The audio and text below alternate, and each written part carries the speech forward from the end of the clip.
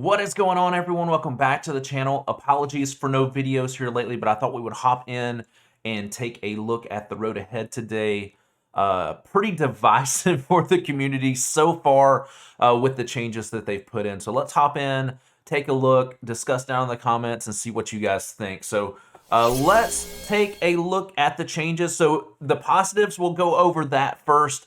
We definitely have some exciting news as far as characters coming in to Galaxy of Heroes. We've got a new Maul coming in. We've got a new Galactic Legend and Lord Vader coming in. And we have a new ship, the Executor, coming in as well. Both of those are probably going to mix up the metas as far as ships. We haven't had a new meta in ships in quite a while. And I'm assuming with this new Executor lineup with bounty hunters, it's going to probably give the two that are at the top right now in Kenobi and General Grievous' ship a run for their money. So it has a pretty much GL type requirements to unlock the ship. You got Relic 8s here. You've got Relic 5s on some characters that a lot of people may not have, like IG-88's probably not one that a lot of people have at Relic 5. And then the ship requirements are a little easier, low stars on there, actually 7 stars to complete. So 4 stars to start on a lot of them, 5 stars there with the Razor Crest, 7 stars to complete. So mid-game players, maybe not going to be a focus. This will probably be more of a Kraken thing. The people that already have Razor Crest up, the people who already have the new Mandalorian Beskar armor kit going, and since he's not a very great character, probably not a ton of people have gone after him outside of the people that pay to play. All right, new character Maul as well. This one's exciting. I love the last season of Clone Wars, so Ahsoka's my girl. I'm so excited that she's in there. But the new version of Maul should be pretty awesome to get as well. So he's coming in Conquest. I'm just hoping that they do the same thing that they did this go around, where last season's Conquest rewards were available, or part of the rewards for this current Conquest. We're getting Razor Crest shards along with Ahsoka shards. I know a lot of us still need a little bit of a push for Ahsoka to finish her off. So I'm hoping that Ahsoka, along with the new Maul, are part of the Conquest rewards this go around. Not a ton of information on his kit or anything, just an announcement that he's going to be here. And then we have the requirements for Lord Vader. Vader Group 1 is showing up. We've got Bad Batch in there. We got a Tusken Raider, which I'm wondering if they're going to throw all the Tuskens in there. And then Padme at Relic 8. So we knew Relic 8s were coming because of Kenobi. But the Bad Batch essentially have nothing to do with Lord Vader at all. They haven't had any interaction, so they're just throwing them on there for requirements because they're new characters. The good news about that is obviously Bad Batch makes a great team, so you're going to get something out of it if you go after that team for sure. Now, Conquest, they're making some changes there. I'm not sure how those are going to go because of the way that they're making changes to the kits for a bunch of the characters. So if you guys have not seen any other videos on this, the downside right now for the community is CG, in their infinite wisdom, has some reason thought, or for some crazy reason, thought it's a great idea to split the community between non-GL owners and GL owners, and the more GLs you have, obviously the better off that you're going to be. So a lot of the free-to-play counters that were out there, like Vader, Thrawn, Troopers, like a lot of these that did massive damage or would fracture out and hold back a GL so you could get it, or Vader's just one-shotting GLs. They're taking all of that ability away from these characters. So these free-to-play counters to GLs in your arenas and in things like GAC are not going to be there anymore. So I think this is a terrible move. As somebody who has a GL, I've got the weakest GL on defense, which these are going to probably help me out putting him down on defense, especially when it comes to GAC. I can throw C down and probably be a lot better off without these free-to-play counters in the game. But the whole point of this game is to have players who are not spending money against players who are spending money, and then they still feel like they can do a good job and step up every now and then and get wins with characters that they love and that have fun kits. Like when they put the new Vader kit in there and changed the way that character played, everybody loved it. It was great for the entire community. Now they're really cutting the legs out from underneath Vader. Now, they are buffing a lot of these characters in other aspects of the game, but let's face it, GAC and Arena are the two main things that people play for in this game. For the most part, there are people who play for other things, and then you think of like TWs too. Like that's a big thing for guilds having free play counters going up against guilds that have a bunch of GLs. It's going to really hamper the if it's essentially it's all pay to play now is the way that I feel. If you're not spending money on this game, if you're not in a guild that's spending a bunch of money on this game, if you want to be top tier,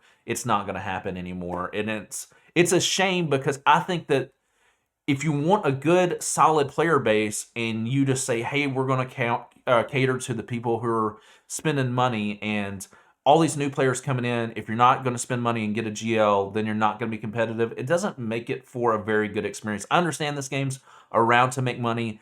I'm all about them making money because I love the game, but don't make it to where people can't have fun anymore. And I'm afraid that that's what some of these changes are going to be doing. So, like, if you look at this for Vader, they're adding all of these modifiers on it to where essentially GLs are now acting as raid bosses. And a lot of the stuff like massive damage and stuff that you can't do to raid bosses, now you can't do to GLs as well to eliminate them. So like Culling Blade's getting a complete nerf against GLs. There's a lot of stuff hitting Vader when it comes to GLs. They are one thing that I do think is not a bad deal as far as like building out kits and stuff. They do have a lot of characters that they did mention in the video, and I do recommend watching their video. They do explain some of this stuff.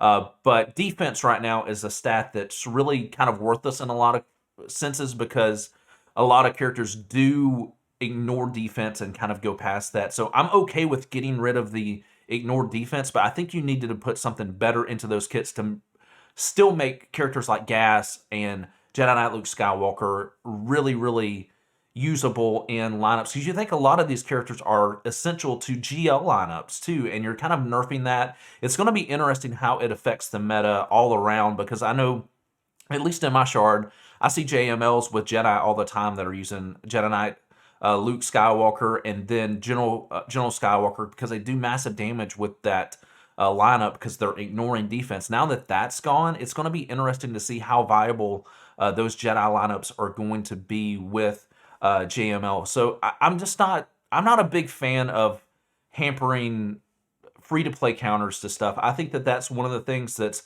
fun in the community. We get to see people come up with these things, see videos on it, and it's just one of those fun things that brings community together. And they're saying they're doing this to build the community together and to extend the life of the game. And neither one of those cases make a whole lot of sense to me. I think that they're both ridiculous.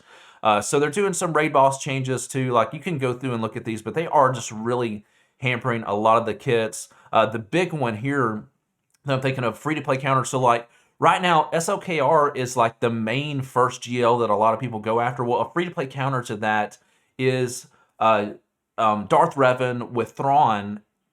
Fracture no longer works on GLs anymore. So that counter is out the window. There's no way that you're going to be able to climb past SLKR with anything other than a Galactic Legend now. So it's kind of disappointing. And then they did some buffs down here to some of the GLs as well. Ray's Massive Whirlwind got a buff up, which I didn't really think that needed. I think that that possibly can make her tougher, at least for my Sith Eternal lineup that I go against with her, for her doing more damage, because a lot of times that battle comes down to one-on-one with tank tech on Sith Eternal, and I can survive through a lot of her hits because of what her damage level currently is. If they knock that up, then it's going to be interesting to see how that plays around with that. That counter may have to do some changes, but that's what the community is upset about. If you've kind of looked around YouTube here lately, that's some of the things. I thought that they brought a lot of good, like there's a lot of exciting news with the new characters coming in. I think that always refreshes the game. But some of these changes for GL Like, it makes me feel that, like, the people who spend a lot of money on this game have just been complaining, and all of a sudden they're like, we can't have people spending all these money on characters and then have free to play counters against them. And I understand some of the stuff from a design point. I'm not real sure there. Maybe retract that comment a little bit. I'm not sure exactly what brought this on, but I don't think it's going to go over well in the community from a free to play standpoint, where a lot of these people spend years going after these characters, and then all of a sudden you just nerf them. And what do you do at this point? Like, a lot of people may have spent, several months going after a counter to be able to climb or do well in their TWs and help out their guilds, free to play counter against a GL, and then now all that farming is just a waste because they come in and cut the legs out from underneath everybody. So that's my rant on it. I don't think it's going to be good for the community. I hope it is in the long run. I love this game and I want to see it do well, but I just don't really know if this was a smart move by CG. I hope that they maybe hear some of the feedback. I know from watching the video, like, they did a good job in this video. It's fun. It was a great way for them to kind of bring the road ahead to us in a different manner. I really like that. So if anybody from CG sees this, I think you guys did a great job with the video. Keep that coming. But it's a shame, with all the good that they announced, all the exciting stuff coming in, that they made these changes and that video is getting a lot of dislikes on YouTube, when I think it's a great way for them to present content and stuff. So let me know what you guys think. Rant over. Leave those comments down below, and I will see you guys in the next video. And then, as always, if you enjoyed the content, hit that like and subscribe button. It helps out the channel a ton. All right, see you guys in the next one.